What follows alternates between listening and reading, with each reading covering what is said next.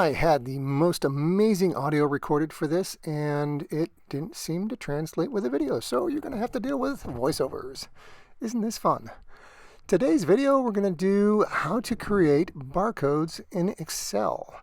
And this is not something that's very readily found, and it actually took me quite a bit of digging to figure it out.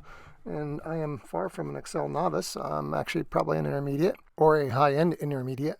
I'm going to share this with you and how you can do it. And what we're going to do is create a quick Excel sheet.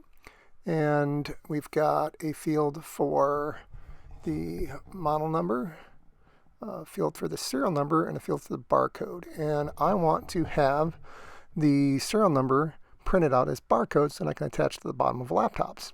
What I'm doing here is creating a quick little spreadsheet, and then we're going to put in a couple of sample serial numbers for laptops, just making these up as I go. I sincerely apologize if this happens to be the serial number of your device.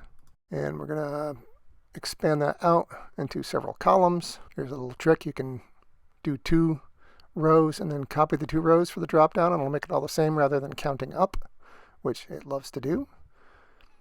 And then once we get this built here, I'm going to save the Excel file so that we can import it into Word to do our mail merge. So with that saved, we can open up Word, and then with Word, we're going to do a mailing label, mail merge setup, and we're going to choose labels, pick our type of label. In this case, I've got the Avery 5566, and we are going to start our mail merge using the existing list for our recipients. We're going to point it at that Excel file that we chose. And we'll open that up, bring up that Excel file, and that will create our label page for us. Once we have the label page there, we can add our records that we want to use. And I'm going to put down the serial number, the model number, and the barcode. I want the serial number displayed so we can have a visual representation of it, as well as the main barcode, and then the model number so we can match it up to the device. I'm going to do a little formatting here, center, make it bold, etc., etc., so it looks nice and pretty. And then this is where you need to start working on creating the actual barcode part of it. So I've increased the size of the barcode so it's easier to read. We're going to toggle the field codes. And this is the big tricky part. This is what took so long to figure out. We're actually going to make this say merge barcode instead of merge field. And that tells Word to translate it into a barcode rather than an actual text field. And this was not evident. It took me a lot of digging to find this.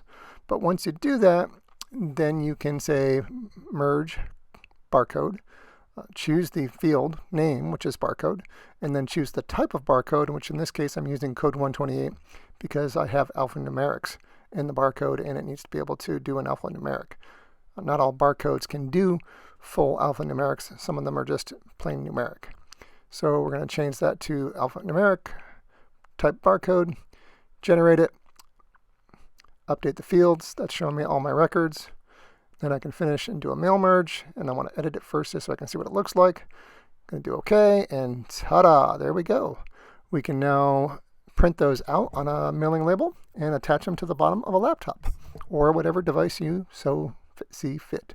I do see I have a spacing issue there, so I need to put a space in between my serial number and model number, and we can do that by going back and editing the document before we actually print it. So when I want to save this, I want to come back in here and I want to go up there, throw in an extra space. That's better. We're going to update the field labels all throughout the page. Don't ask me what button I pressed there. No idea, but it made everything look wonky for a second.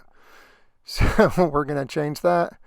I decided I want to put the model number first and then the serial number, update the labels. We'll do a finish and merge again. See what it looks like, click OK, and that's much better. So I got my model number, I got my serial number, and then I have my barcode of the serial number. So not only can we look at the device and see what the number is, we can also scan it with a scanner and have the computer see what the number is. Just makes it real quick and simple way to generate barcodes.